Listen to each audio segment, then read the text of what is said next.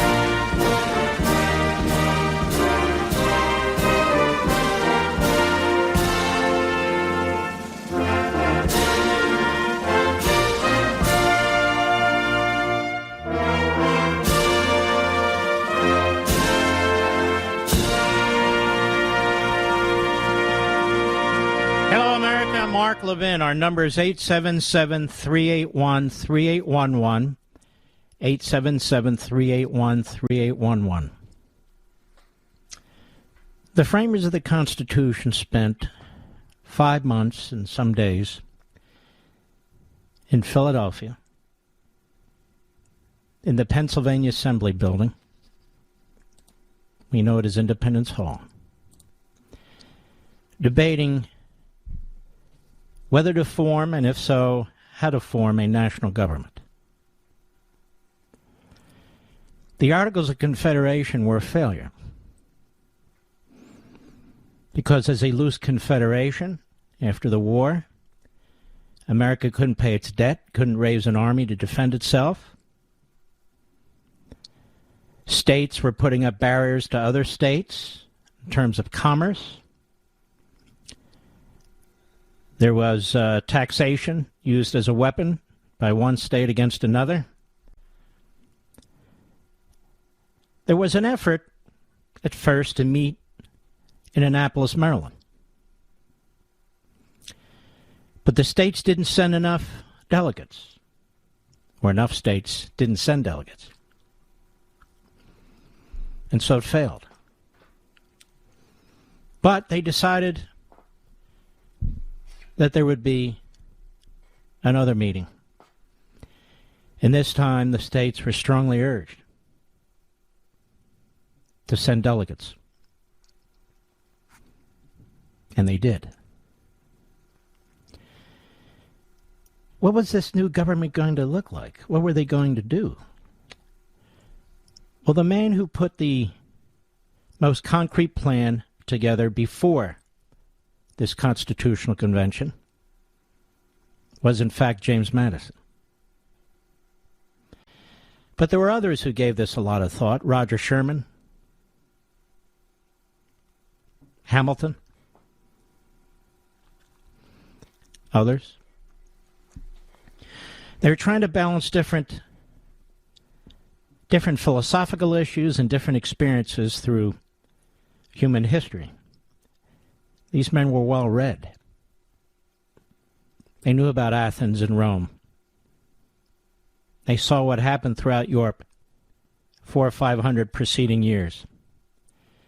They had read John Locke and Montesquieu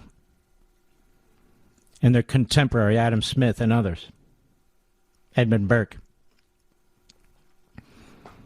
What should they do, and how would it get passed by enough states? So they got together, representing different corners of the country, a small country, Nothing close to the geographic size today. These 13 states, with similar interests and disparate interests, with similar populations and different populations. And they duked it out. And they battled it out. And there were a lot of issues they had to put off, because to resolve them would have meant no union whatsoever. They fought hard over slavery. They tried to tackle the issue. And they understood they couldn't solve it there and then. But they did a few things in the Constitution to try and limit it. They limited the importation of slaves at a specific year. And they counted, for the southern states, or states that had slavery, they counted their slaves as 3/5 of a vote for purposes of representation in the House. This was a proposal by the North, not because they thought slaves were 3/5 of a human being, but they didn't think the South should be able to benefit, on the one hand,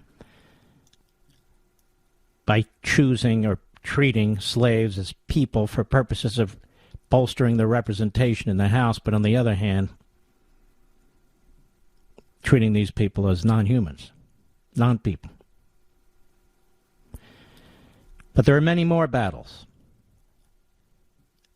This Congress they decided to create, bicameral, unicameral, what would it look like? There was a compromise.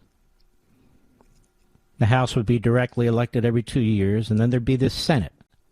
2 senators from every state, despite the population of any state, and they would be chosen by the state legislatures, or the method in which they would be chosen would be determined by the state legislatures.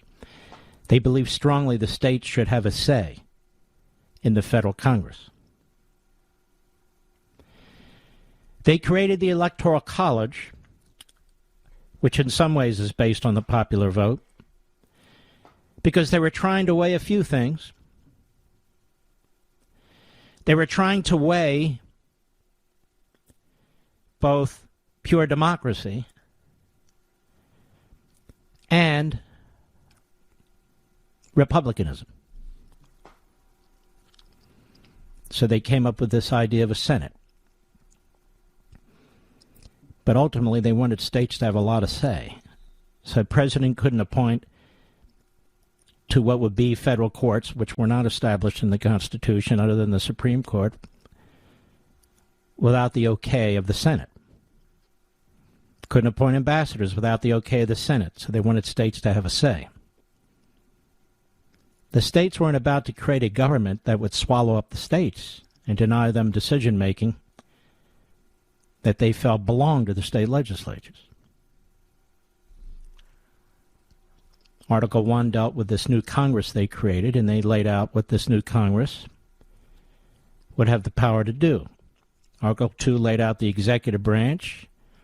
There was a great deal of debate whether we should have a president, how that president should be selected, whether there should be a judicial council that's involved in the selection process, and on and on and on. But the Electoral College had nothing to do with slavery. The framers were very concerned about mob rule. They were concerned about mobocracy. They had witnessed in real time what was taking place in France. 10-year rule of terror. People being summarily executed with the guillotine. And they understood in France they were trying to destroy and change their society. That's not what happened in the United States. In America, they wanted to institute a representative republic, not destroy their society. It's the opposite of what was taking place in France.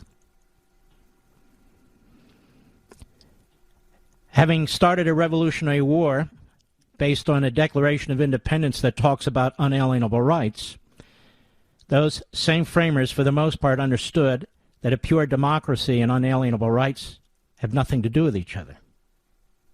In fact, voting and unalienable rights have nothing to do with each other.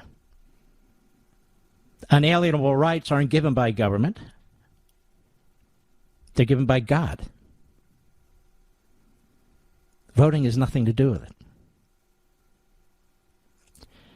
But the whole point was to protect the individual. There was a great debate over whether to list a number of areas in which this new government could not directly harm the individual. And the decision was made at the Constitutional Convention not to address that. The argument on one side, really the Madison argument, was, well, if we start listing things, maybe we will forget something. The argument on the George Mason side was, well, we better list some things, particularly the main things, or there may not be a protection. After the Constitution was adopted and the first Congress met, it was Madison himself who went to the floor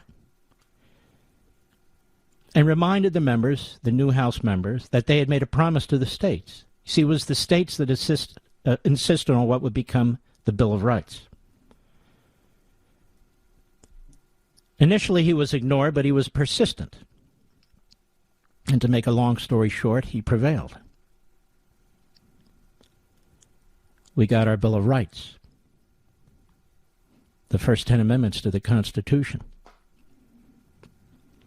And every one of those amendments addresses things that occurred with Britain and in other countries where the government would become too powerful, centralized, and the individual would be devoured.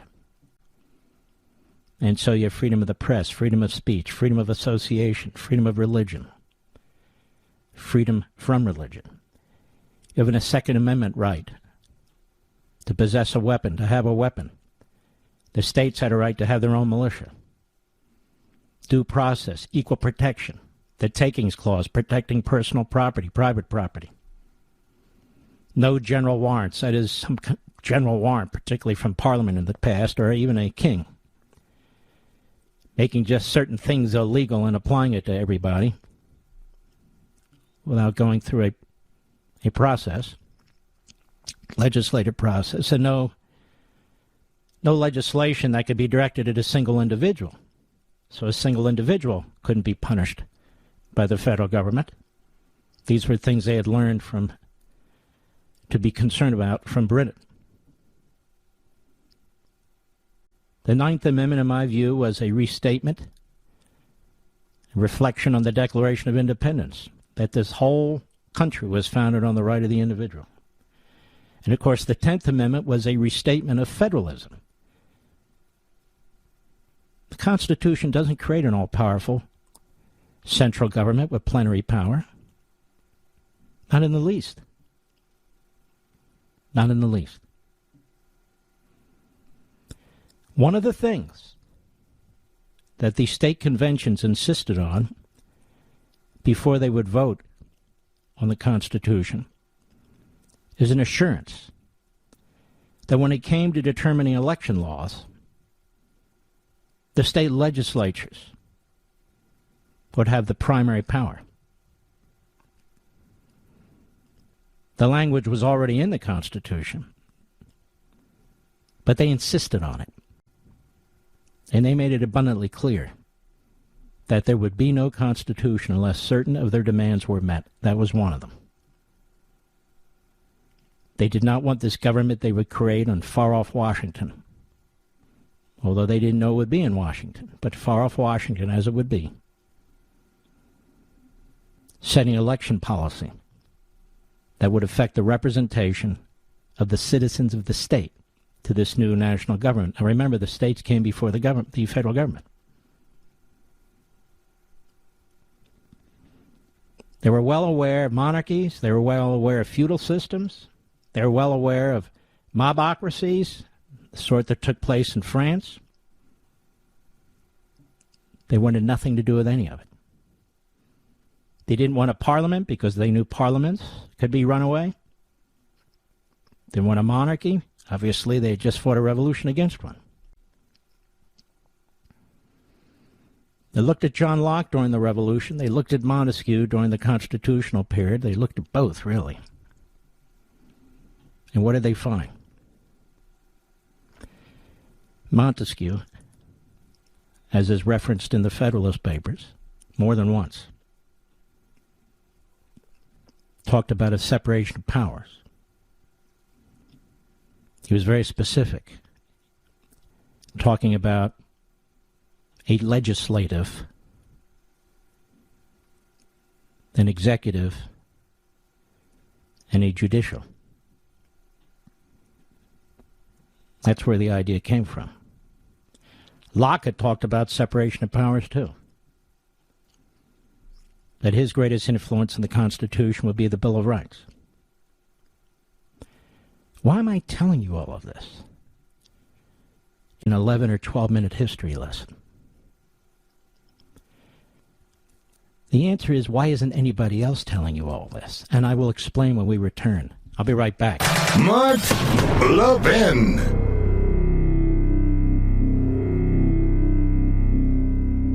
My friends, I know you love freedom and want to defend it, and I know you love the Constitution. Well, so do I. And it's the same with Hillsdale College, the best liberal arts college in America. Hillsdale's mission is pursuing truth and defending liberty.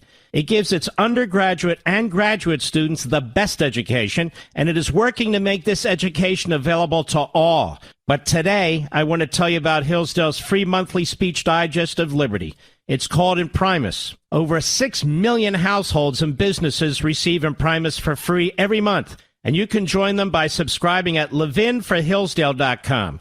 There are no strings attached. Generous donors who love freedom make it possible for Hillsdale to send Imprimis to you for free. Imprimis is one of my favorite publications. It's short, smart, useful, and fun.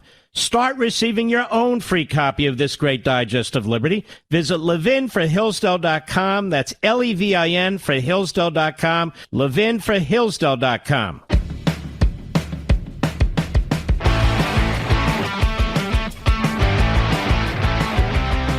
Now, of course, everything wasn't perfect in paradise. A civil war was fought to settle the issue of slavery once and for all. For decades, the issue had been bubbling up. I would remind you that if there had not been a union of these original 13 colonies and others to be added later, there would not have been a civil war, and it is likely slavery would have existed for a much longer period of time in parts of what would become the United States or parts of America, as it exists today in so many parts of the world. The Civil War was won by the Union, supported by the Republican Party and opposed by the Democrat Party. The Democrat Party was aligned mostly with the Confederacy. And as you well know, for 100 years thereafter, Democrat states fought freedom against the former slaves, whether it was segregation, whether it was voting, economic, you name it. Those battles were hard fought, and those battles were won. And now, after the bottom of the hour, which is upon us, I want to bring it to current day. I'll be right back. My friends, I know you love freedom and want to defend it, and I know you love the Constitution. Well, so do I.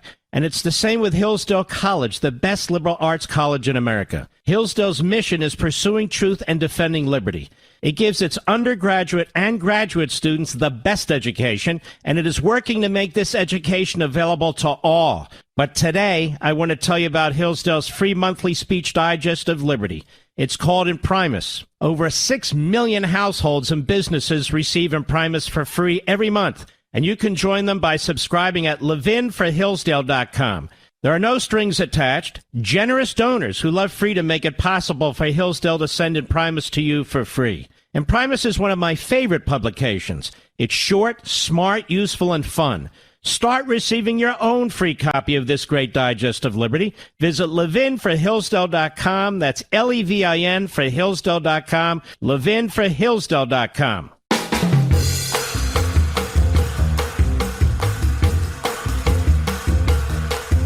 The new American Revolution starts here.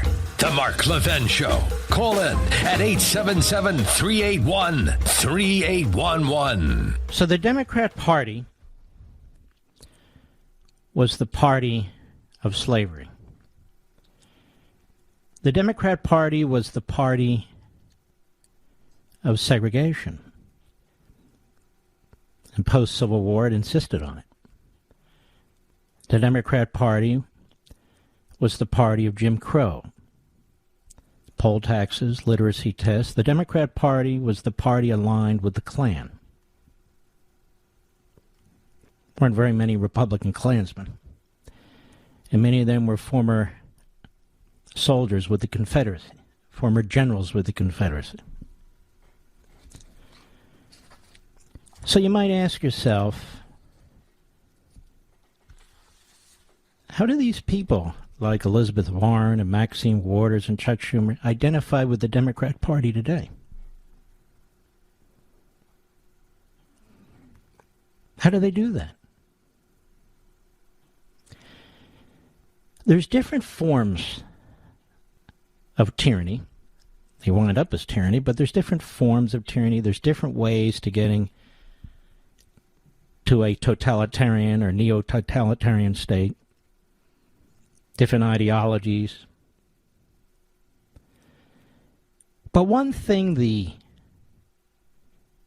Elizabeth Warrens and Chuck Schumers and Maxine Waters have in common with the old Democrat Party is their hate for Americanism. We benefit today from the foundation that was built by the framers of the Constitution.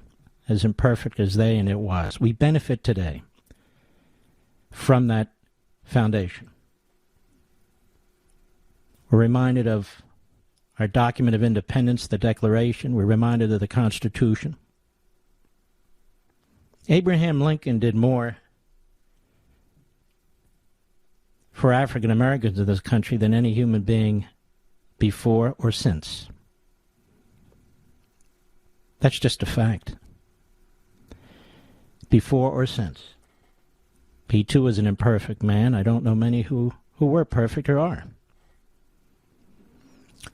And during the course of the Civil War, he would cite repeatedly the Declaration of Independence and the Constitution.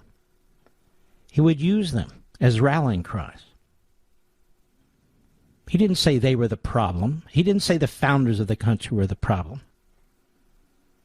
He said the founders gave us a government and created a society in which we could make improvements and corrections, and they knew it. That's why slavery is not enshrined anywhere in the Constitution, and that's why it's not supported anywhere in the Declaration of Independence. Awful lot of societies that have had slavery in their pasts on every single continent. White, black, brown, yellow, red, you name it. We're among the only countries that actually fought a civil war to end it. To end it. Now, the vestiges of this continued into the 50s and 60s. We had Democrats elected to Congress and elsewhere who resisted the right to vote for blacks. And steps were taken by executive branch officials, presidents, to address this. The first modern Civil Rights Act was passed in 1956 under Eisenhower. Another in 1960.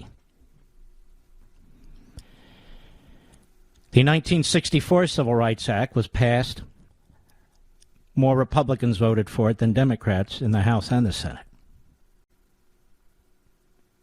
Same with the 1965 Civil Rights Act, that is, the Voting Rights Act. This is the history of the Democrat Party. So when you see every member of the Congressional Black Caucus, bar maybe one or two, who's a Democrat, or when you see Biden and Schumer and Pelosi who are Democrats, this may not make a lot of sense to you, but it makes a lot of sense to you if you understand that their goal is to promote the kind of ideology that was popularized over a century ago by the so-called progressive movement, or what I call the American Marxist movement, another form of tyranny. Another form of tyranny. Different kind of tyranny. But isn't it? It's still a tyranny that devours the individual. It's still a tyranny that rejects unalienable rights, which is why when Obama would quote the Declaration of Independence, he'd leave out God's name, which is why the Democrats almost never speak of it, or they only use the Constitution to advance their arguments, to undermine it or destroy it. All the riots that took place summer of 2020, attacking the founders and the framers, attacking the Constitution and the Declaration, attacking Abraham Lincoln and Ulysses S. Grant, who opposed slavery. In case of Lincoln, gave his life fighting it. And so we've reached a point in our country, thanks in many respects to the media and academia, where these ideologues who oppose the founding, who oppose this country in many respects, and want to create some kind of a quasi-Marxist, centralized nirvana from their way of thinking,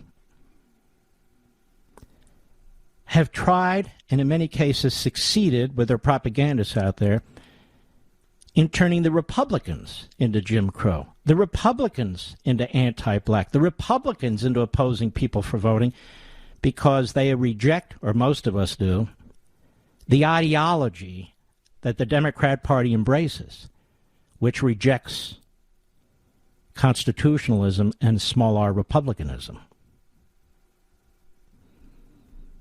And so you get these Democrats screaming at the top of their lungs, self-righteous, self-aggrandizing, narcissistic, propagandists, demagogues. So many words, I don't know how many to use. As if it is they and their party all along that protected the vote. They and their party all along that have fought both physically and legally for minorities in this country. When that's just not true. What they've sought is power, and they've sought power by coalescing different groups in this country, by grouping people into racial groups or economic groups or age groups or what have you groups. So they divide us in order to coalesce one group or another into the Democrat fold, and turning all the groups against society generally. Really started with Franklin Roosevelt. You can hear all this when Senator Schumer, among the worst of the worst, takes to the floor today. Cut 3, go. I will remind my colleagues that this is not the old Republican Party. I would remind the American people how dramatically the Republican Party has regressed. The Republican Party used to be one that supported voting rights. Presidents Reagan, George H.W. Bush, and George W. Bush worked to renew voting rights bills. They worked to renew voting rights bills from half a century ago, not to destroy the Constitution, state sovereignty, and their own party. Schumer and the Democrats are asking the Republicans to join them in committing constitutional suicide, Republican Party suicide.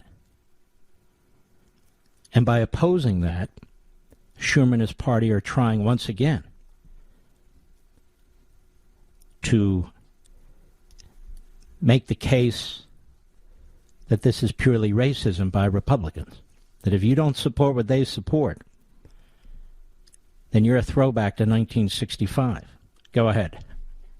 Unfortunately, this is Donald Trump's Republican Party, and it is the one now trying to take away the vote from younger, black and brown, elderly, minority, and low-income voters. And so there you have it. So they throw out Donald Trump. This is an Alinsky tactic. Even though under Donald Trump, minorities in this country fared extremely well, certainly compared to what Biden has done. Right? Even though Trump is not racist, Biden was the racist. But that doesn't matter. They throw Trump's name out there, and they say it's his Republican Party. That's the problem. Now, if that were so, then I guess Mitch McConnell would not be the leader of the Republicans in the Senate any longer. But the state legislatures are acting on their own. You look at what's going on in Pennsylvania now. The Democrats have come up with a map with a phony independent commission that would take the majority in the state legislature, majority of Republicans in the state Senate and the state House, and turn them into a small minority like California.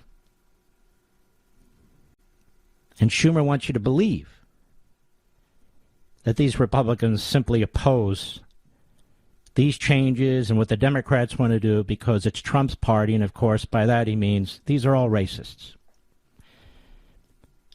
This is a vile, contemptible, unconscionable strategy the Democrats have. But just keep in mind again, they were the ones behind the Civil War and segregation and Jim Crow. There's nothing they will not do for power and to retain power. Go ahead. And yet every time we tried to engage our Senate Republican colleagues, they resisted. So we have no choice. We are moving ahead on our own. Once again, they've always been moving ahead on their own. They try to engage the Republican colleagues. Ask Tim Scott about engaging the Republican colleagues when it came to quote-unquote police reform. He had to give up. There's enough rhinos within the Republican Party, the Susan Collins, the Lisa Murkowskis, the Mitt Romneys, and on and on and on, who would be more than willing to surrender one principle and after another to the Democrats. But this is so bad that even they realize they can't. They just can't do it. Go ahead. The path ahead is an uphill struggle. Republicans have been clear they will entertain no bipartisan compromise on voting rights. At no point during this speech, at no point does he go point by point into details of what it is the Democrats are proposing. None of them do. None of the media do. Because even people who are not necessarily Republican, but they're not necessarily Democrat, would be disgusted by it. Rather than this being righteous, what they've done on Martin Luther King's birthday and thereafter is to use him like they use everyone else to advance a power-hungry agenda. A power-hungry agenda where they empower themselves. And they're trying to do this without a majority in the Senate and the slimmest of majorities in the House, which they fear they will lose next election cycle. These people do not believe in representative government. They're not defending minorities against Republicans who, quote-unquote, want to take the vote away from them. Republicans want to take the vote away, says, from the elderly, from minorities, from low-income voters. Well, there's not a lot of people left. It's going to be hard for the Republicans to win if they're trying to take votes away from all those people. But everybody knows this is a lie. Everybody knows this guy is a Class A demagogue. But there's no pushback from the media. None. Where's all the Pinocchios? I'll be right back. Mark Levin.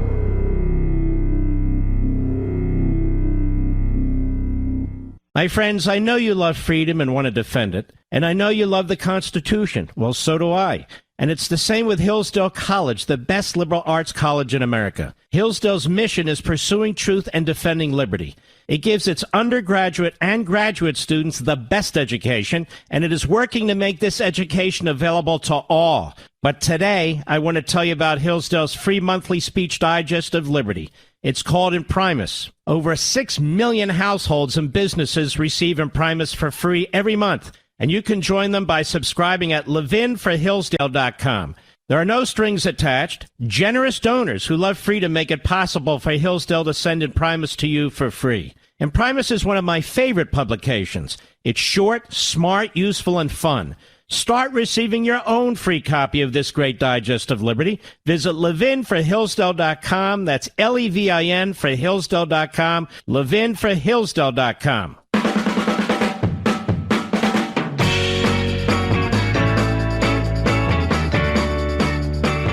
Now, what I've talked about here has taken the better part of an hour program with commercials, but how hard would it be for the media to actually do this? Not hard at all. But there's several problems. Number one, the media are mostly ignorant. Number two, the media are in the camp of the very people who are tearing this country apart. And number three, the media do not support liberty. Only their own. They support big centralized government because that's where they live and work, and that's how they get rich. And so you have now a war, a civil war of sorts, by the Democrat Party against the Republican Party. It wouldn't matter if Donald Trump had ever been president. They don't care. It could have been George H.W. Bush or Ronald Reagan or George W. Bush or whomever. They'd be conducting themselves exactly the same way. Exactly the same way. It's the Democrat Party, after all. This is what they do.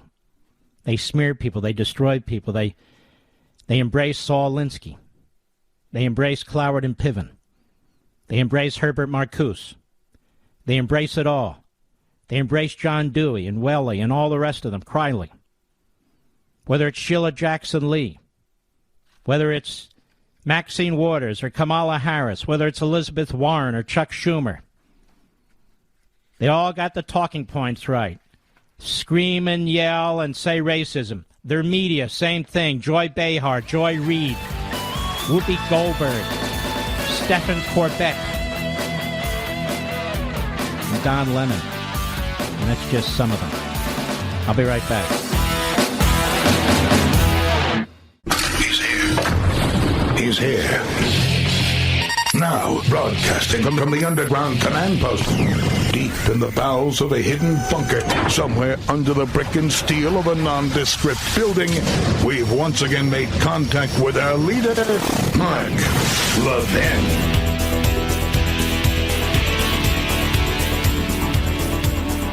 Hello, America. Mark Levin here. Our number, 877-381-3811, 877-381-3811. Now, one of the things that we've always prided ourselves on as Americans, and they like to talk about one administration flowing to the next. They like to talk about January 6th now as the insurrection that stopped it all, is what the Democrat Party is doing to the nation as a whole, whether it's our economy, whether it's our border, our prison system, law enforcement, crime, classrooms, race. It's a destructive force. But when it comes to transitioning from one president to another, they can point to Donald Trump all they want. They can point to January 6th all they want. But it's 2016 you need to look at. 2016. That was when, in full view of the entire world, the Democrat Party went to war with our electoral system. Now, they've gone to war with it before, but this is the modern incarnation of it. It was 2016.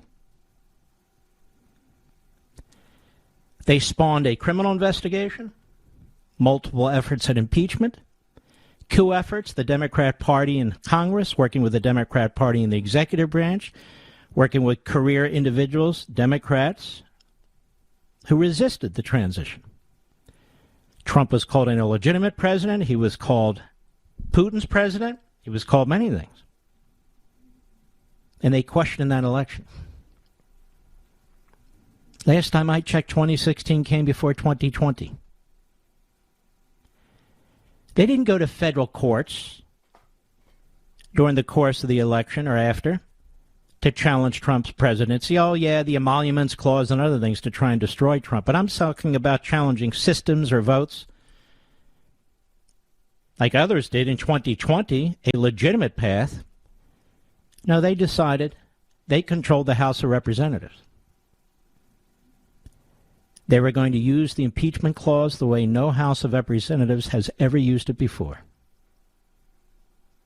with one-party rule. And Nancy Pelosi would put in place the most diabolical, sinister, and evil members in her caucus she possibly could to lead the fight. And they knew they could work with the media. And they did.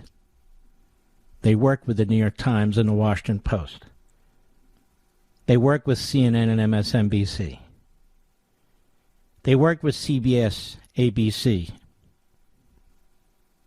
and NBC. They worked with Reuters and Associated Press and all the rest of them. A complete cabal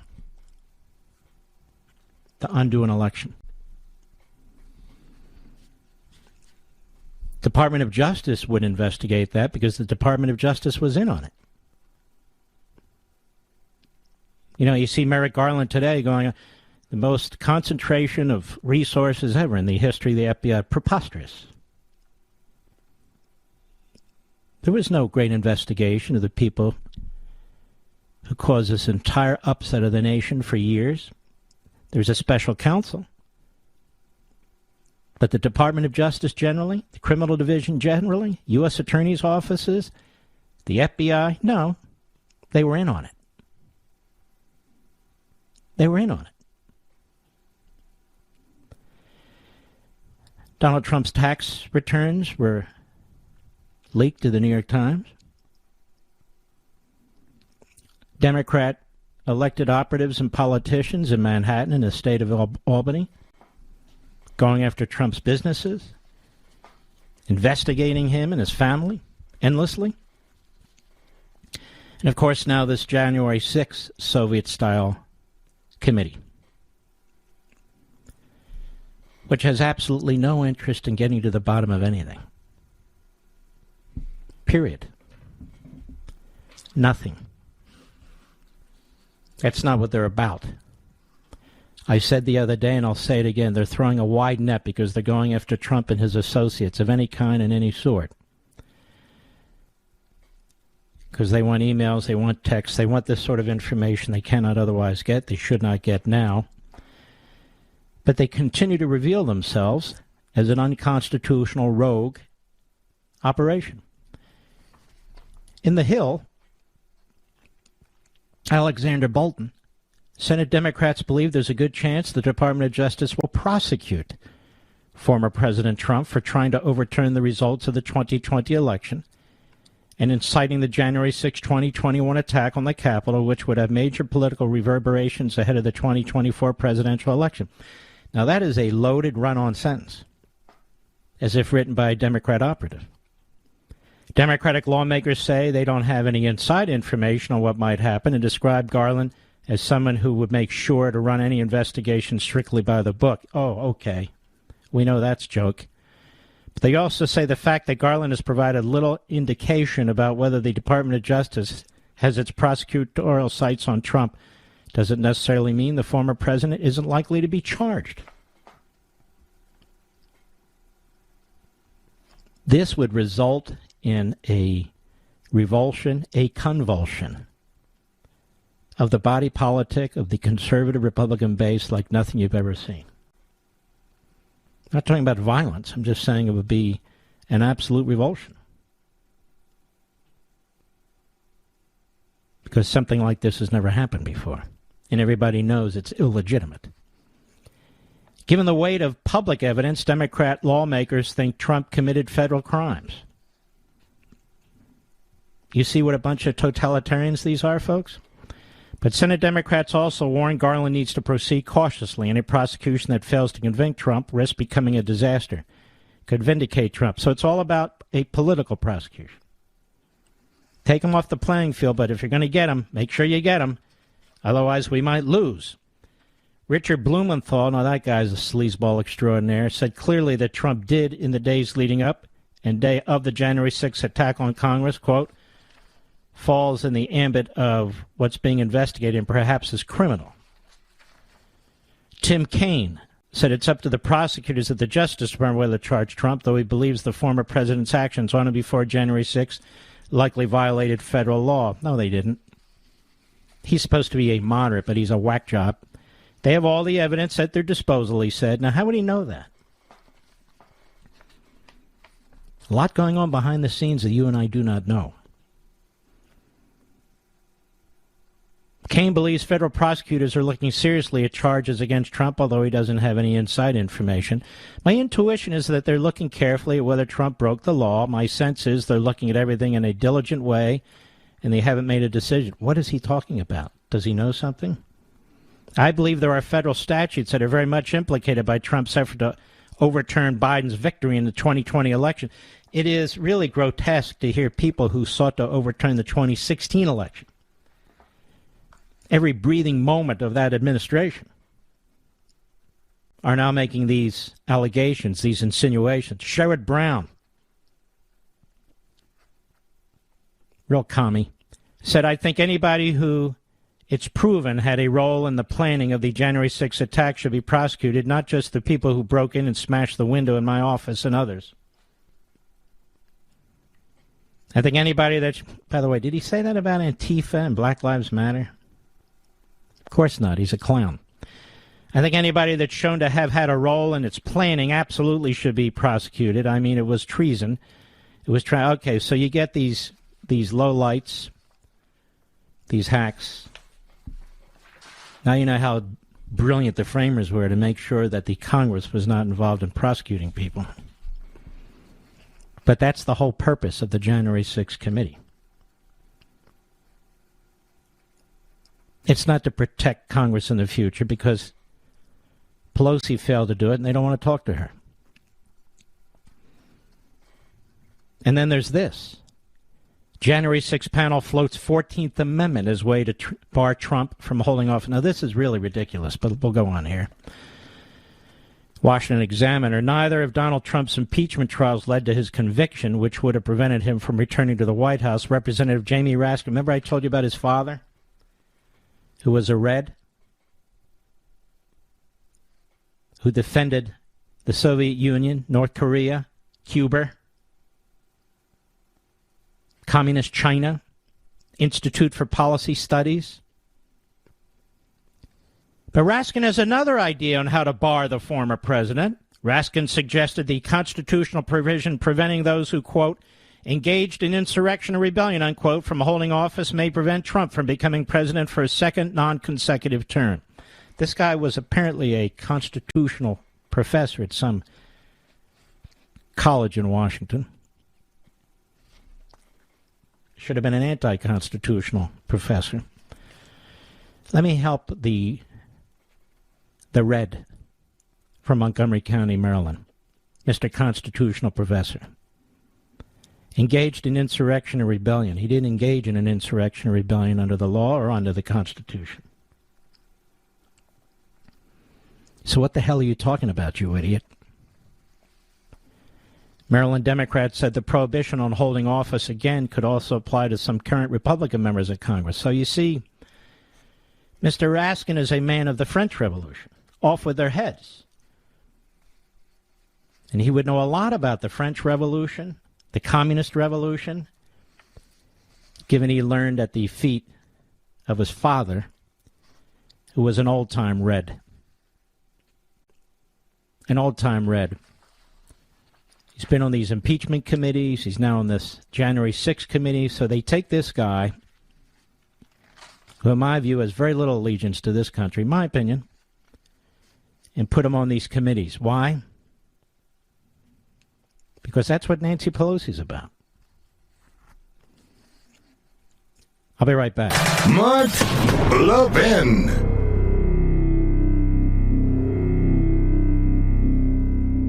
Over 2,000 of you, my listeners, made the switch from overpriced wireless carriers to Pure Talk over the past few months. We want the rest of you to join us and to see what we're talking about. If you're with AT&T and Verizon or T-Mobile, your family could save over $800 a year just by switching to Pure Talk. You get great coverage, you can keep your phone and your number, and you'll save a fortune. Pure Talk is the top-rated wireless company by Consumer Affairs, with the absolute best consumer service team based right here in America. Does that sound good? Well, it gets better. Right now, get unlimited talk, text, and 6 gigs of data, just $30 a month. And if you go over on data, they don't charge you for it. They don't care.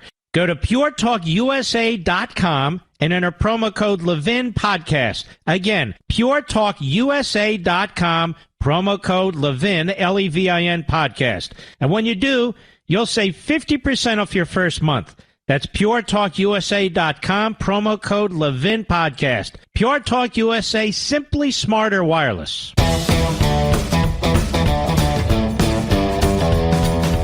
I'm sure you've heard this all day. You haven't heard my take on it.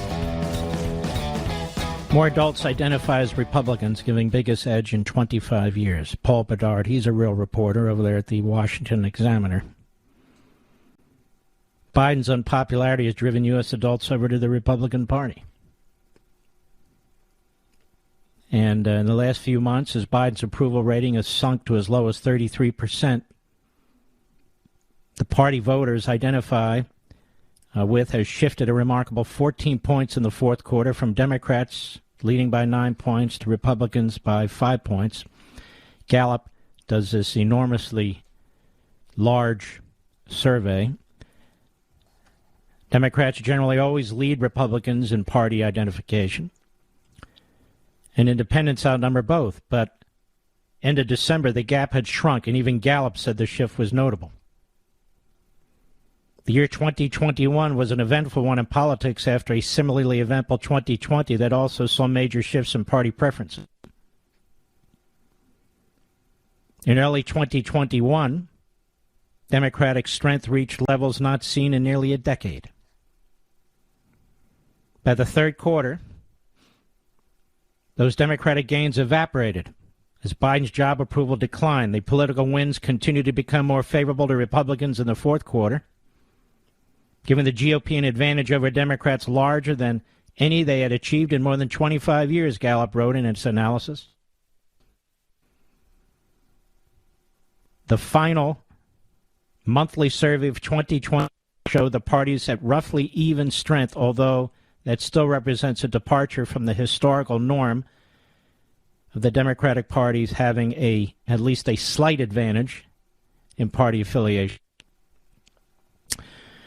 And with control of the House of Representatives and Senate at stake in this year's midterm elections, party preferences will be a key indicator of which party will better be positioned to gain majorities in the next session of Congress.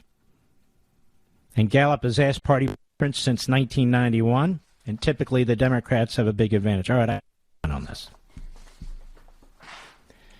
I assume, I don't know, the usual commentator will go on about why this is the case. I'm not going to do that. I think you're smart. I think it's obvious why it's the case.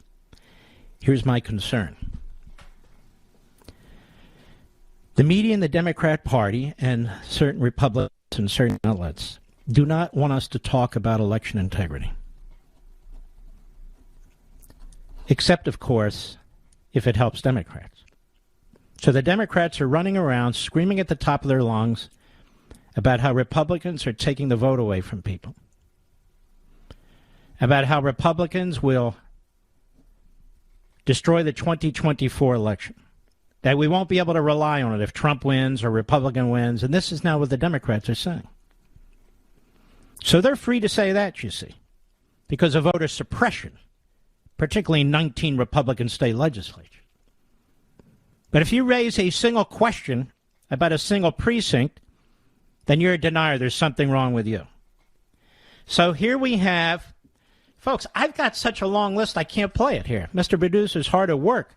Maxine Waters, Elizabeth Warren, Chuck Schumer, Joe Biden, Kamala Harris, Sheila Jackson-Lee, Don Lemon, Katie Hobbs, the Arizona Secretary of State, Whoopi Goldberg, Stephen Colbert, Joy Behar, Joy Reid, Tim Ryan, on and on and on and on, talking about how the Republicans are actively trying to prevent people from voting. And how in the next election, basically, should a Republican win, then the fix was in. Now, they're allowed to do that, even though they're lying through their teeth. They're allowed to do that. They won't be admonished for it. Go for it. But if you say, wait a minute, what about these drop boxes? What about the machine? No. What about the ballot? No. What about the constitution? No. There's been litigation. There's no proof. Where's their proof, by the way? Where's their proof? If you oppose their power grab? If you oppose their power grab?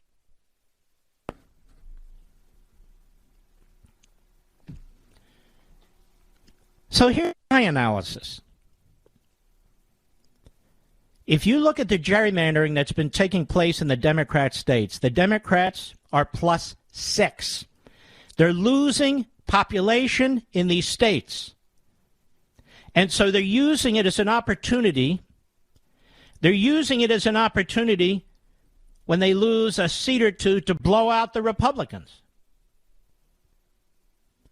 That's what they're doing. And they're a net 6+. In Florida, the Republican legislature is going to agree, if they can, to a congressional alignment, even though they pick up one seat, that gives the Democrats an additional seat. The governor of Florida, the great Ron DeSantis, has stepped in and put up his own proposals. No, you don't. We're going to pick up several seats here. So if we're not watching the Democrats, they will steal, if not the majority, but they may steal a number of seats that we would have won. If we win 50 seats, maybe we would have won 58. The Republicans, as typical, are being outmaneuvered. I'll be right back.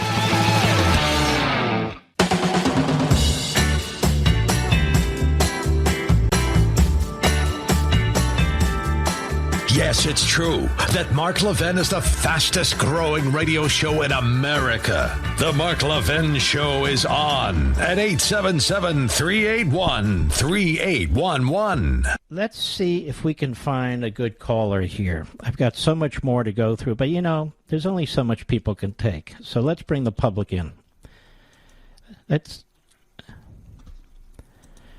Actually, my call screen just came up. All right, Steve, I see you here. Humboldt, Texas, XM Satellite. Go right ahead, please. Yes, sir. Mark Levin, the great one. Listen, I called because you can just call me Denali. No, I called you the great one. Oh, all right. Thank you. Okay. So, I'm calling because you mentioned that all these Democrats and some rhinos want to investigate the insurrection, so-called insurrection, January 6th. I think that everyone should be investigated and punished if they're involved, including the FBI. The FBI seems to be involved with all sorts of things that happen that, just like... Well, here's what we know for a fact. The FBI will not say whether it had any role. And the FBI should be forced to say if it had a role. It should be forced to save it. If this is the greatest threat to America since the Civil War, I would like to know if the FBI had a role or not. Now, the media, they don't care. And if anybody even raises it, they're, what are you, conspiracy? No, we're not a conspiracy anything. We saw the role the FBI had in trying to destroy the Trump candidacy and then the Trump presidency. We don't need any lectures from the media. They gave aid and comfort to that entire movement. But you're right. We should know who was involved. And the Department of Justice is not going to investigate itself now, is it? No, it's not. Just like they didn't investigate the Donald Trump Russia thing that started with the FBI. Mm-hmm. All right, my friend. Steve, thanks, buddy. Appreciate your call. Let's go to Cheryl, Colorado Springs, Colorado, the great KVOR. How are you? Good. I was just, I haven't ever called in before, but I just wanted to encourage you to just keep standing with that backbone and realize that our founding fathers asked God to come and bless this nation. So all the ones that think, like Haman's plan in the Bible, he had all his plans and God overturned them with Mordecai and Esther, his secret weapons. So there's a lot of praying going on right now. And the people that think they run this nation and that they run the media, they need to realize there is a God.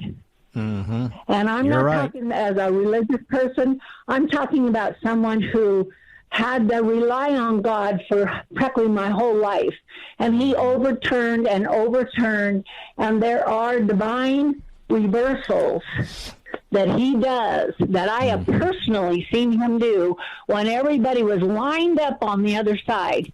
So I just wanted to say that you speaking out and exposing, and as God begins to expose and people begin to smell the stench that's out there, they are going to get on the right side of this thing.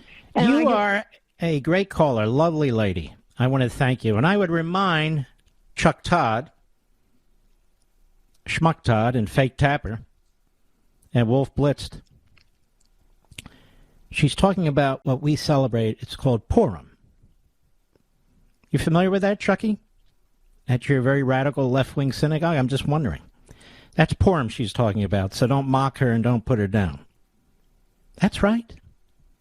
That's right, I said it. Rick, Barstow, California, XM Satellite. Rick, go right ahead, please. Jeez, what an honor it is to speak to you, Great One. Thank you, buddy.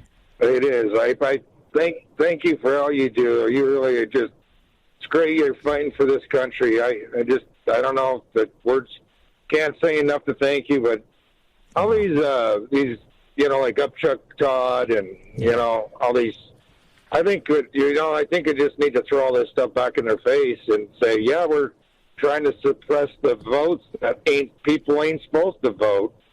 It's nonsense. These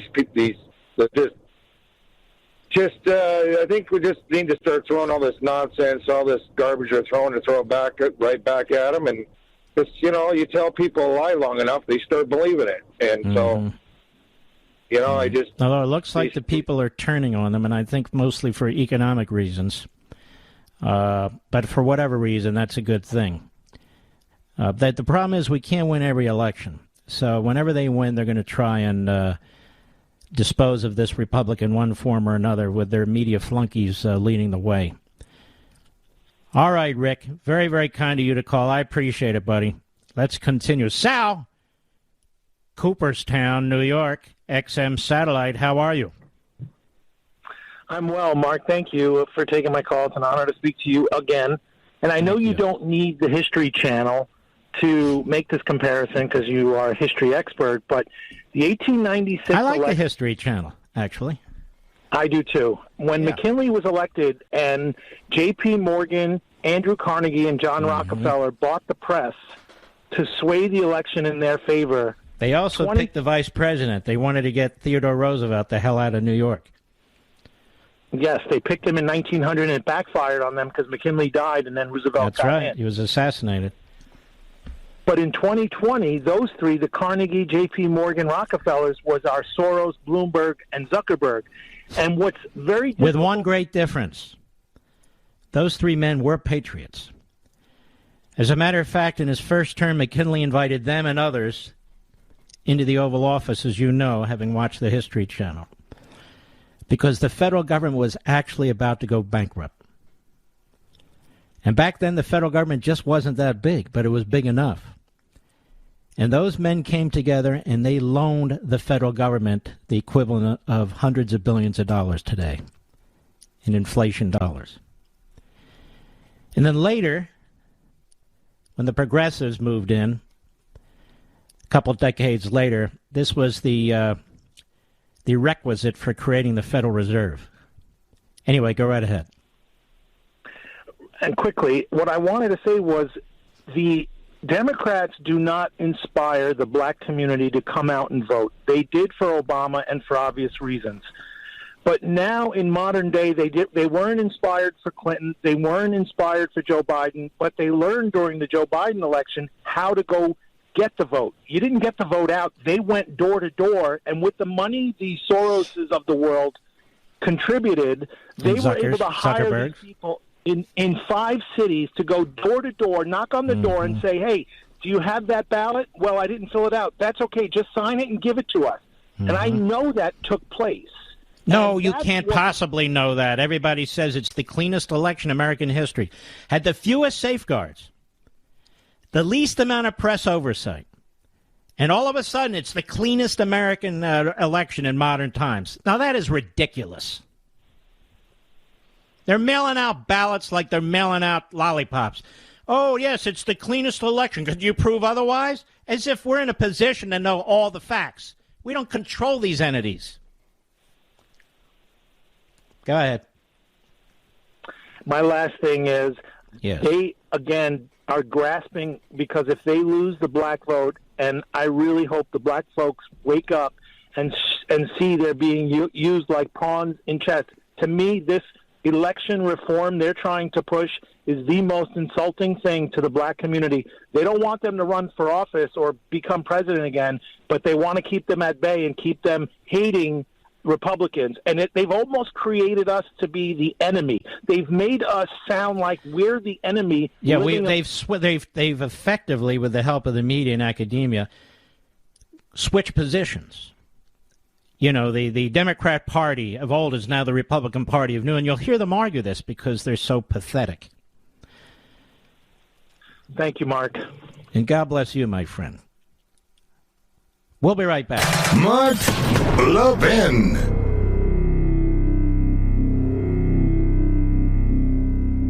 Over 2,000 of you, my listeners, made the switch from overpriced wireless carriers to Pure Talk over the past few months. We want the rest of you to join us and to see what we're talking about. If you're with AT&T and Verizon or T-Mobile, your family could save over $800 a year just by switching to Pure Talk. You get great coverage, you can keep your phone and your number, and you'll save a fortune. Pure Talk is the top-rated wireless company by Consumer Affairs, with the absolute best consumer service team based right here in America. Does that sound good? Well, it gets better. Right now, get unlimited talk, text, and 6 gigs of data, just $30 a month. And if you go over on data, they don't charge you for it. They don't care. Go to puretalkusa.com and enter promo code Levin Podcast. Again, puretalkusa.com, promo code Levin, Levin Podcast. And when you do, you'll save 50% off your first month. That's puretalkusa.com, promo code Levin Podcast. Pure Talk USA, simply smarter wireless.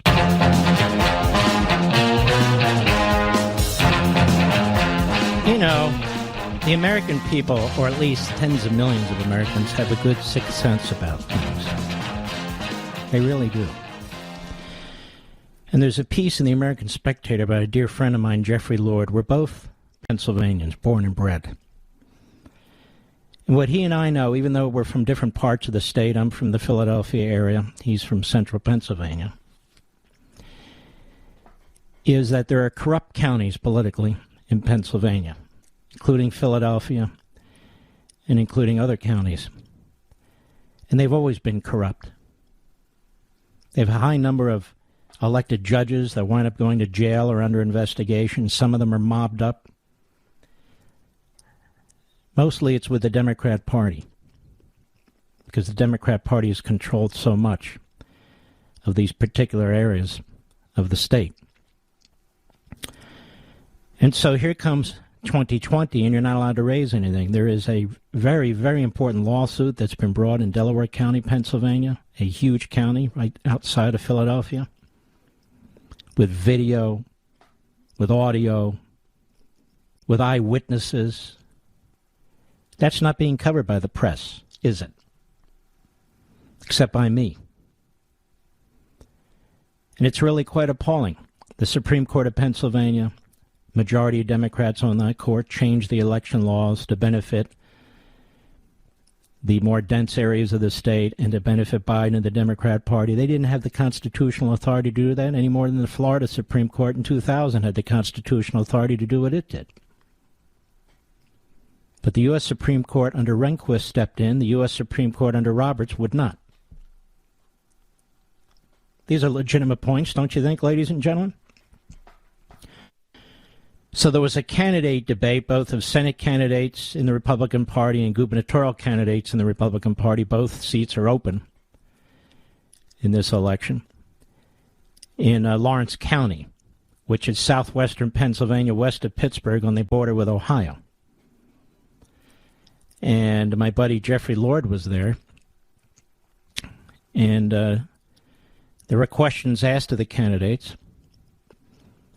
First thing is, they had asked the party there that President Trump provide a couple-minute video, which he did, which apparently had a raucous response.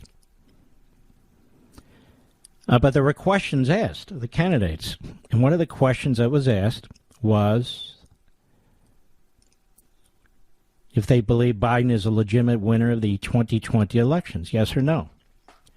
Now, while people in my business don't want to talk about it, while people say, you know, the president, that is Trump, should move on, and to some extent, particularly if he takes on Biden or Biden's agenda and another candidate, he's going to have to move on to some extent, because you can explain what took place, but you got to hammer their record and hammer what you're going to do about it. That's what the people want to hear. That's what they want to know. But when that question was raised, they were told answer yes or no only. And most of them gave long answers, apparently, and one, I don't know who it was, said no. And he got a raucous response, too. I tell you all this because you ought to go back to Molly Hemingway's book, Rigged. And she talks specifically about what took place in Pennsylvania. And I know a lot about what took place in Pennsylvania, as my wife helped litigate one of the cases there. But there were two very essential cases. They were constitutional cases. And we talked about them on air here. And you have Zuckerberg, as she points out, who pumped millions into Pennsylvania. Millions to fund the Center for Technology and Civic Life, which was used to basically take over the public running of elections in Philadelphia and some of these other Democrat strongholds, and they used these grants. In fact, they were required under these grants by Zuckerberg to conduct themselves in such politically partisan, that is, pro-Democrat ways, in the name of operating on behalf of these city and state election offices.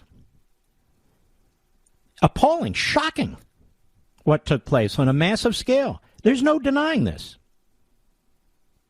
As I say, you can read her book, Rigged. Now, the media, big tech, and Democrats seized our elections, but Pennsylvania was ground zero, in my opinion. Whether it was, as Lord puts out, changing to expand mail-in balloting, the realization of the need for lawsuits, Democrats blocking Pennsylvania Republicans from viewing counting ballots, over 21 million pumped into Pennsylvania by far-left Zuckerberg to fund this organization, which laundered the money into these other groups. Ballot harvesting, which is illegal in Pennsylvania. accepting ballots that should have been rejected for failure to conform to the anti-fraud provisions of state election law, the Democrat Supreme Court allowing improper votes to be counted, double standard in following election law in one part of the state while denied to another part. But the senator from South Dakota, what is his name? Rounds. They found no evidence of fraud. In fact, this was a very fair election, he says. Very fair.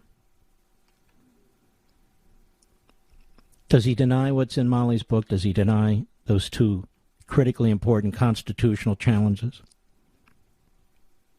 I suspect he would, because he's a clown. Now, at some point, whether it's 3 months, 6 months, 9 months from now, my advice to President Trump would be, yes, you can point out what happened. And you should, because it puts the Democrats on notice that you're not going to roll over. But people are going to vote for something that's affirmative. He's had tremendous policies as president, too. And you ought to talk about how he's going to change what these fools have done and make America great again.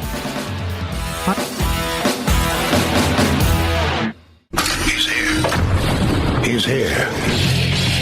Now, broadcasting from the underground command post, deep in the bowels of a hidden bunker, somewhere under the brick and steel of a nondescript building, we've once again made contact with our leader, Mark Levin.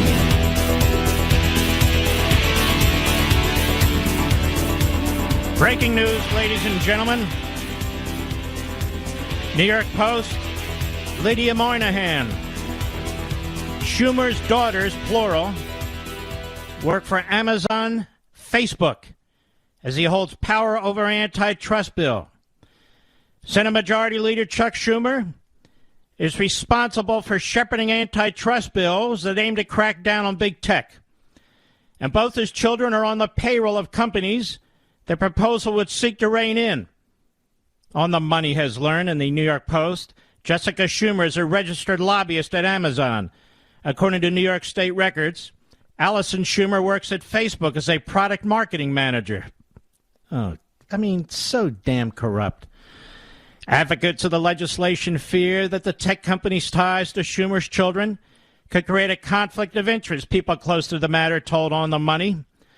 And they say Schumer's familial connection to the tech companies is just the tip of the iceberg when it comes to the cozy relationship some members of Congress have with these firms. When you put together the amount of money Speaker Pelosi made off tech with the fact that Leader Schumer's two kids work for giant tech companies, Democrats are going to have a very hard time explaining if major legislation doesn't move forward this session, one progressive operative told the Post. It's not just a messaging problem. It also raises substantive concerns. If you were a judge with a kid who worked for Facebook, you'd recuse yourself from the case. And the most immediate test will be on the so-called non-discrimination bill that would stop platforms from self-preferencing their content. For instance, Amazon would no longer be able to promote its own content over third-party sellers on the e-commerce platform. The bill could be ready for introduction as soon as this week.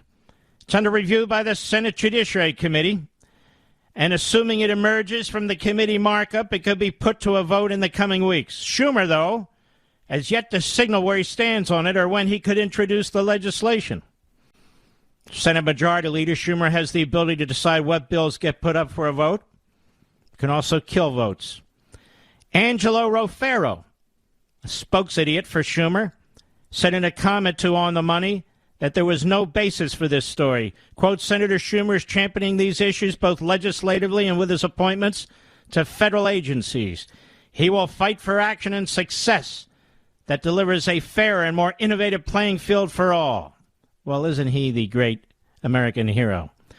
Representatives at Facebook and Amazon didn't respond to requests for comment on behalf of Allison and Jessica Schumer.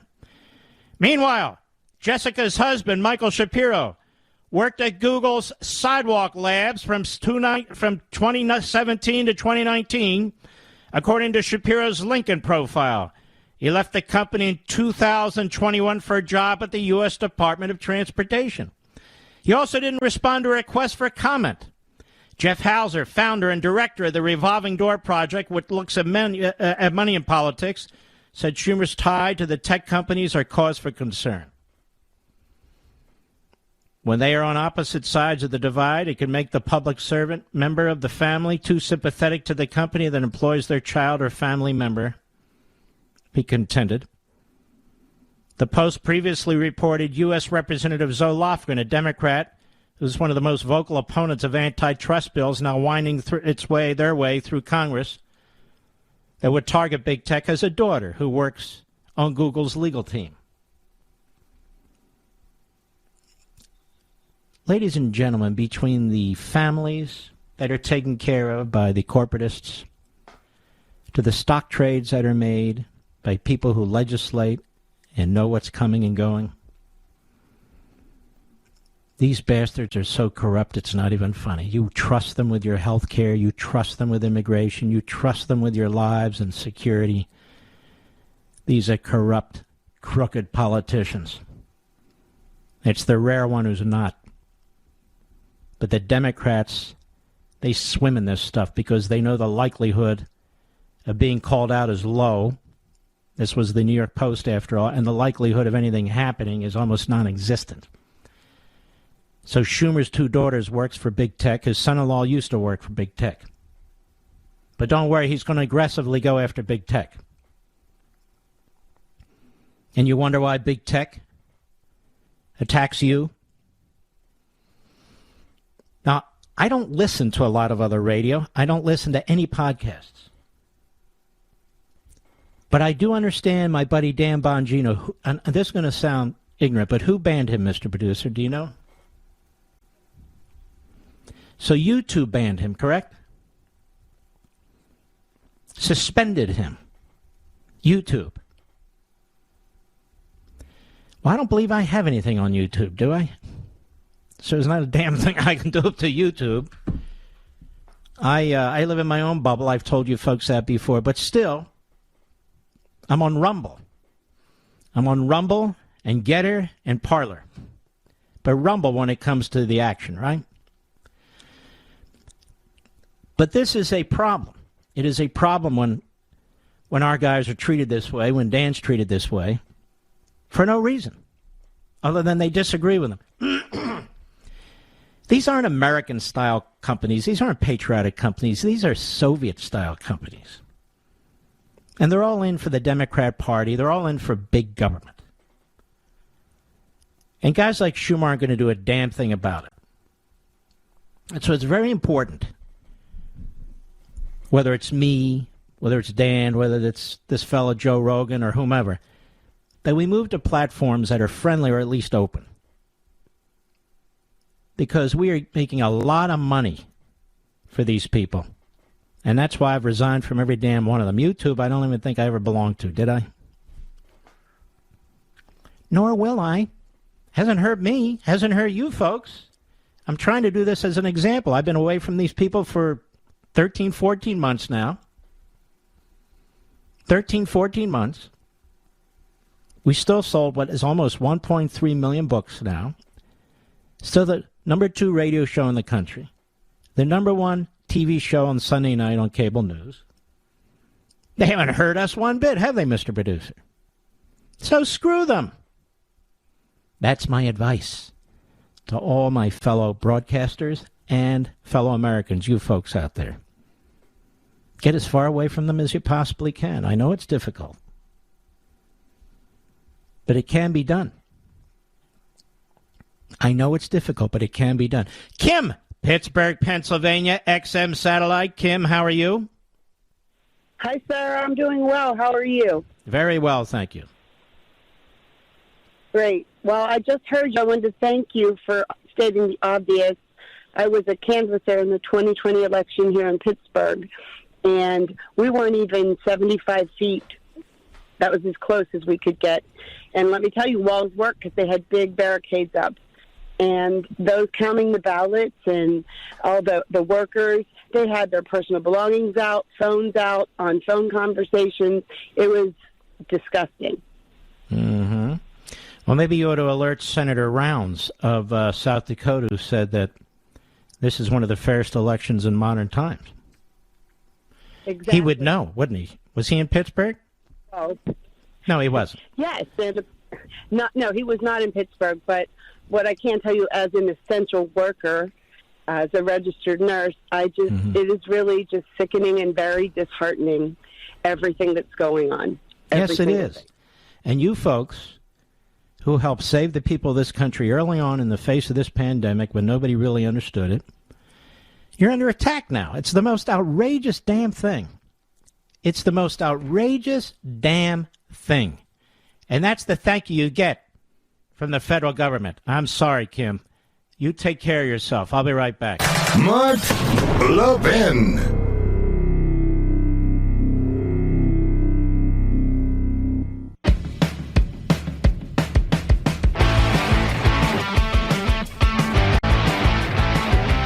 Ladies and gentlemen, have you noticed there has been an insidious effort to turn Trump and DeSantis against each other?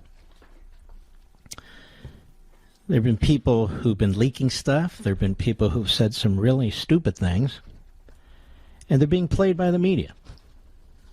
They're being played by the media.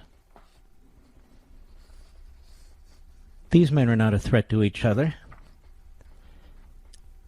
They're both saving the country. And yet there are ratfinks who are out there leaking, saying things.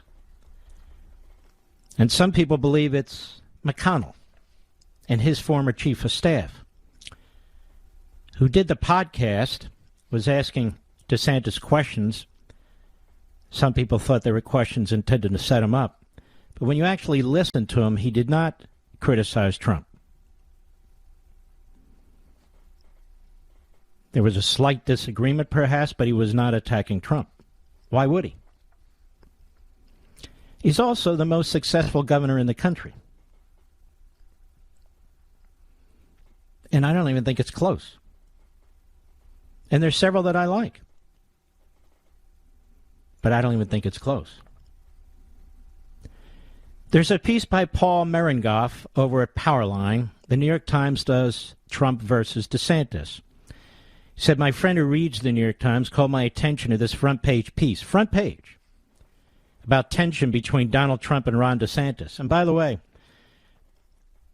when the jihadi took Jews hostage in the synagogue, the first front page of the New York Times that came out subsequent to that terrorist plot did not have it on the front page. Echoes of the Holocaust. My friend who reads the New York Times called my attention to this front page piece about tension between Donald Trump and Ron DeSantis. It's by Times stalwarts Maggie Haberman and Jonathan Martin, who don't know crap, who probably had a lot of fun writing it. They report that Trump had become unhappy with DeSantis because the Florida governor won't say he'd step aside if, as seems likely, Trump decides to run for president in 2024. How many here believe that if Trump runs in 24, DeSantis would challenge him? Zero? According to the Times, Trump believes, he says with justification, I think, that he put DeSantis on the map. From this, Trump concludes, without justification, I think, I'm just reading what he wrote, that DeSantis should not stand in the way of the former president's future political ambitions. Trump hasn't yet blasted DeSantis by name, but he ripped gutless politicians who dodged the question of whether they've been vaccinated against COVID. Fearing blowback from vaccine skeptics, DeSantis hasn't said whether he's received anti-COVID shots. The answer is yes, Trump said in an interview last month, but they don't want to say it because they're gutless and so forth. He says, I agree with Trump. Governors who have been vaccinated should say so to reassure the public the vaccine is safe. Governors who reject it out of safety or other concerns should share those concerns with their constituents. Meanwhile, DeSantis presumably responding to Trump, and they go on and on. My own advice is President Trump should pursue the course he wishes to pursue, not worry about DeSantis. And DeSantis is pursuing his reelection. And that's the way it is. Has Pompeo said he won't run against Trump? I've been looking at all these people. I could be wrong, but I don't think he did, Mr. Producer. You haven't seen anything either, right?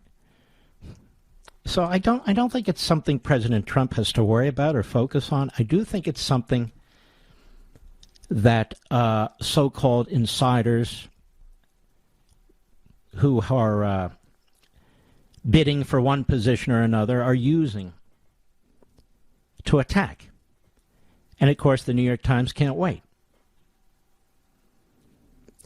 And I think the American people, those of us who consider ourselves constitutional conservatives and see this existential threat in the other party and this American Marxism, I think we're going to grow very tired of this very soon.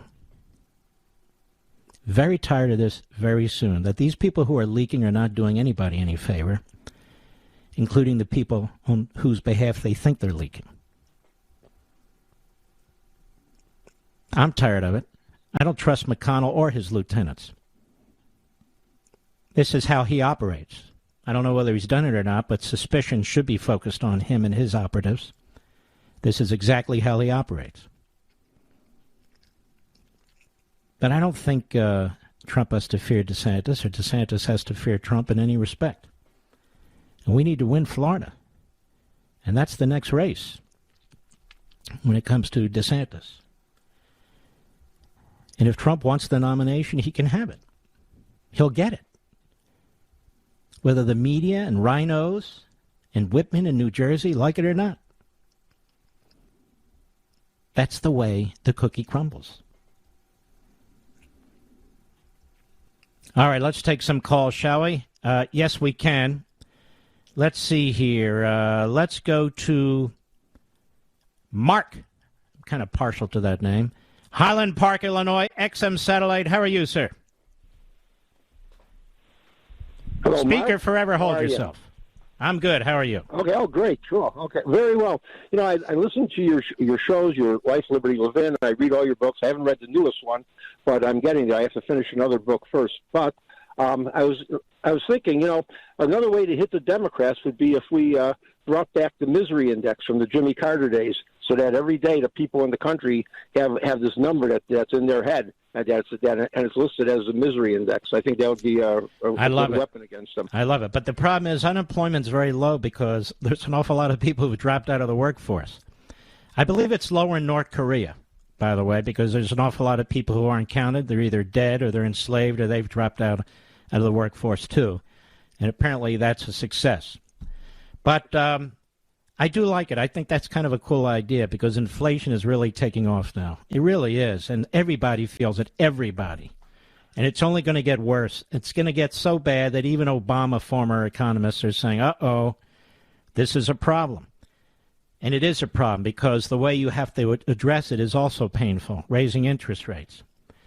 When you raise interest rates, you also raise prices. But they're trying to drive up the cost of money because there's so much money floating around. They have failed us monetarily, and they have failed us fiscally. The Federal Reserve monetarily, and, of course, Congress and the Democrats, but also Republicans, fiscally. Thank you for your call, my friend. Give all my friends in Highland Park my best. Let's continue, shall we? Our buddy Jimmy. No, I'm going to hold Jimmy. We don't have enough time. Hang in there, Jimmy. Eli, we owed you a response from Canada. Go right ahead, my friend. Yes, Mark. So I have 2 points. One about yesterday. What happened on 9/11 was a terrorist attack. What happened on Pittsburgh synagogue was a pogrom. What happened on Friday could have ended in a pogrom, and the head of the FBI doesn't know what's the difference even between those two. That's my point number one. My point number two, you have the Wicked Witch of the West, which is Pelosi, and the Wicked Witch of the East, which is Kamala Harris right now. She's of the West, too, you know. Maybe we have two Wicked Witches in the West, and the East would be Hillary. They don't, well, probably, but they still don't know the difference between anything because they live in a bubble. What happened on 6th of January was completely staged, and they still don't stand by. All right, sir. Thank you for your call. I don't believe it was completely staged. Some of you out there do. I do not. Nonetheless, I've commented at great length about what I do think about it. I'll be right back.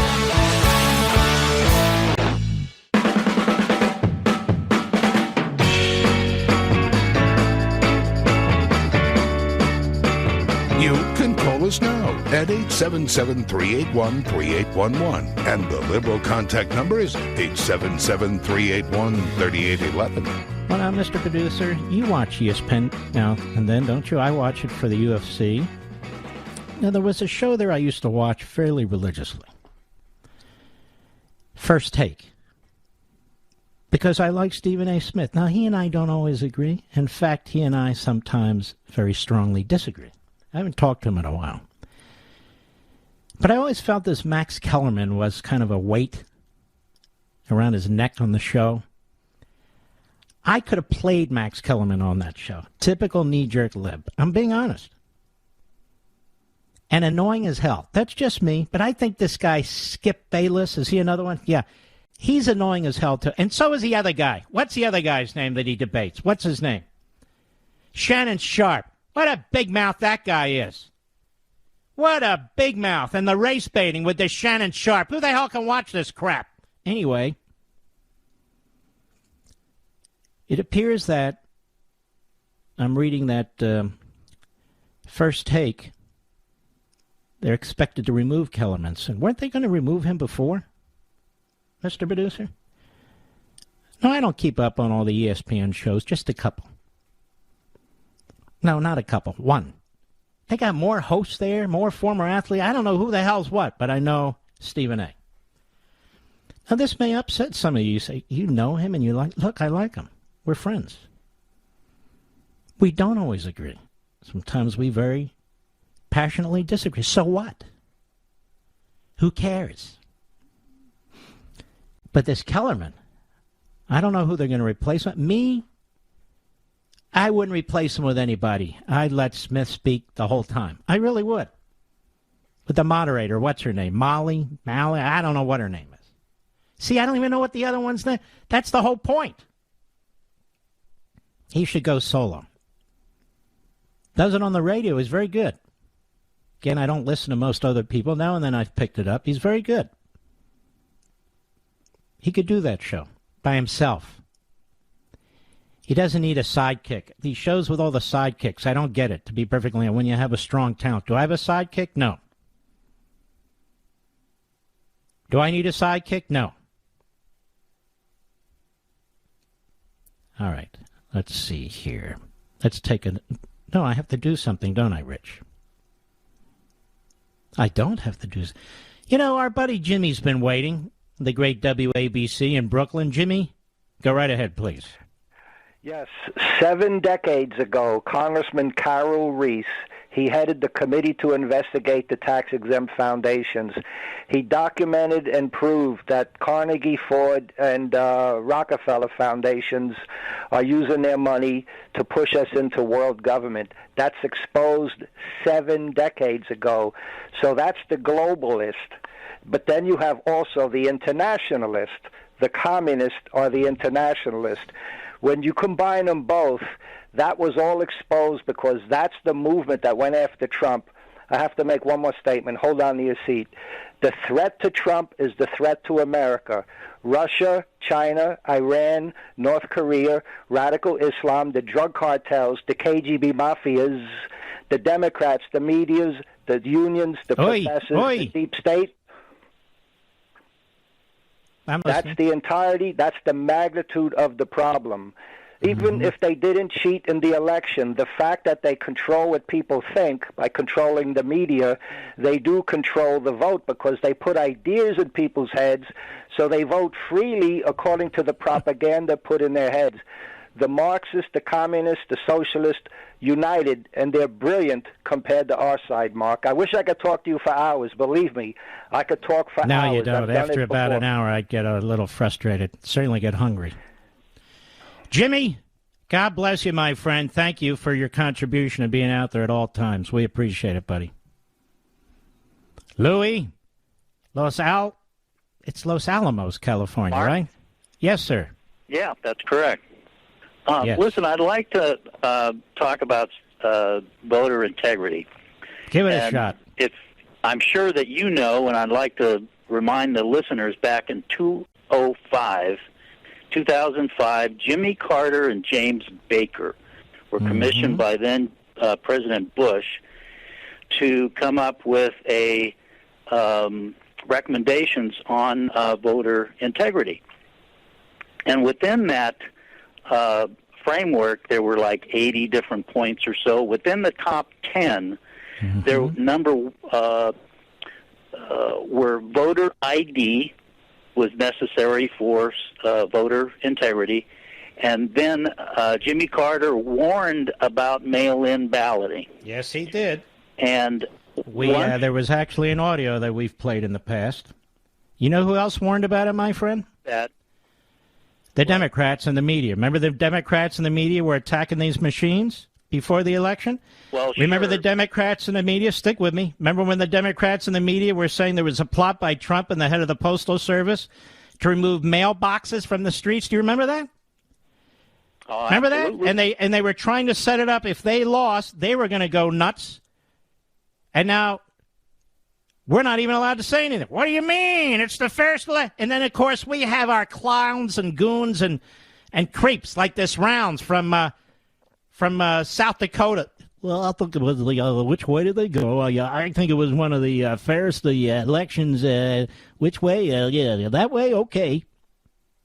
Go ahead. But for God's sake, Jimmy Carter tried to warn us on mail-in balloting. And lo and behold, once the Democrats saw that framework of what we should do to secure voter integrity, they saw that as a roadmap to be able to, this is exactly what we need to do to subvert the election process. And ballot harvesting, they tried it out all throughout California, worked for them. They were able to flip elections. You know, we in the other states were like, wait a minute, didn't they just win 6 seats and now they were flipped overnight when we went to sleep? Even before this last presidential election, we were wondering about it. They're corrupt and they're crooked. They're corrupt and they're crooked, just like their damn media. Thank you for your call, Louie. I like Louie's song, don't you? Louie. I do. Okay, let's go to Susan, Jacksonville, North Carolina, XM Satellite. How are you? Hi, Mark. Thanks for doing everything you're doing. You make me miss Rush every day, but you certainly are worthy of standing in for him. So thanks for everything you're doing. Well, I don't know about that, but thank you. I miss him, too. Yeah. Yep. Oh, certainly. So I have an idea for you, and I'd like to hear what you think about this. So this is interesting with this trash talking, DeSantis and Trump and all this stuff. And I'm channeling my husband who recently passed, who would always have great insight. He would say, "Don't get too worked up about this." He's we need both of them. You know, we need Trump and we need DeSantis. I'm a Trump fan. I'm also a DeSantis fan. And I wonder if there's any background going on here. Trump is unafraid. He's been vilified for the last at least 5 years of his life, to include his entire presidency and afterwards. And he's got a pretty thick skin. And he's very polarizing. And, there's a lot of folks that don't agree with what's going on, but, they still may have a hard time pulling a ballot thing, for Trump. But is Trump willing to take, a back seat right now and let DeSantis kind of become the star? And, he's not as polarizing. He certainly is in some ways to some people. But maybe this is a suave effort to push DeSantis and let Trump be a background. I don't see it that way, just my own opinion. I see that there's certain rats who are leaking, who are creating this kind of situation. Of course, I could be wrong. I don't know. I'm friends with both men, and I'm really uncomfortable with this even going on, quite frankly. But I do know there are people stoking these flames, and that would be Maggie Haberman. Maggie Haberman, everybody, over at the New York Times. Maggie, how you doing, But anyway, and other so-called reporters, all phonies, doing the same thing. So I would just encourage everybody to disengage. We have enough enemies, and they're destroying our country, and that's my view. All right, my friend. Thank you for your call. I appreciate it. Mr. Perdue. Oh, there it is. We'll be right back. Mark Levin.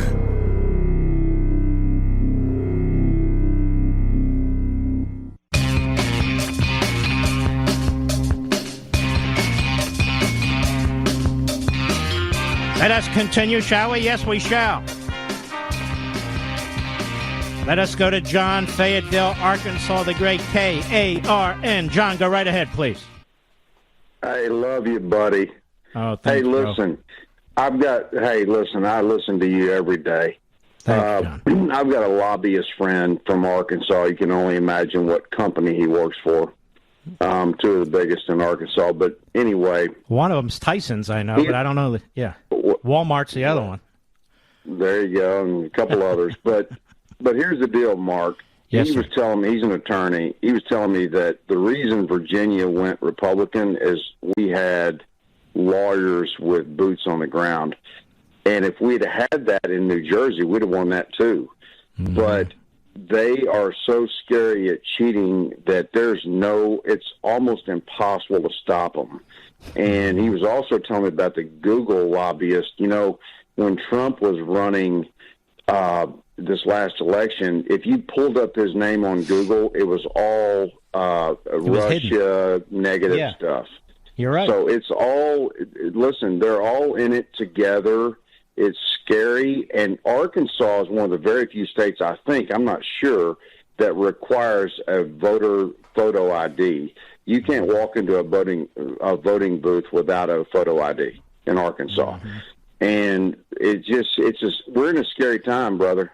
I'm just saying. I couldn't agree more. I couldn't agree more. So we're going to have to push back twice as hard because we can't surrender these people. They'll ruin our country and ruin our families and ruin our lives. So, John, my man, thank you for your call. I appreciate it. That's Tom Cotton Country. Good man. Tricia, Trumbull, Connecticut, the great WABC from the Nutmeg State. Go right ahead. Mark, I used to think that gender studies was one of the most useless, harmful majors in college, but I think political science is worse. Would you agree with me that the damage... Well, they're all bad. Even the departments of education now are teaching teachers all the wrong things to promote. I never understood this phrase, gender studies. You go into class and you study your gender. What do you do in gender studies exactly? Well, I'm serious, Mr. Producer. Did you take gender studies as an elective? Mm-hmm. Seems to me gender studies should be done in the privacy of your own home, no? What are we studying exactly in gender studies? They're part of how men should be boys? I mean, girls, and girls should be men? Now, what are we studying exactly? I don't know. Sounds like a course we can do without. That's number one. There, I just saved us some money right there. Gender studies. Are they out of their minds? Must be something about, victimhood, I'm guessing. Is that about right, ma'am? Exactly. Yes. But I think those that major in political science and go into politics as a career or lobbyists, as one of your callers was referring to, they do so much damage to our nation. The founders had it right that they needed business people, farmers, normal people to come and serve for a time. And we have people like Rand Paul and Mike Lee. We have very few that have real integrity and come to actually serve rather than serve themselves, like the Bidens and the Clintons and the Obamas and so many others. They enrich themselves and destroy our nation in the process, in my opinion. I don't disagree. Nobody cares about the Obamas and the hundreds of millions that they've pulled in since he was president. She's still as radical as hell. She goes out there with her remarks, and of course you're not allowed to criticize her other than me, I guess. And of course, George W. Bush thinks she's fantastic. Wonderful callers. Thank you, my fantastic audience. I am greatly blessed that you're there. We salute our armed forces, police officers, firefighters, and emergency personnel. And we do not forget the American citizens who are still behind the Taliban Iron Curtain.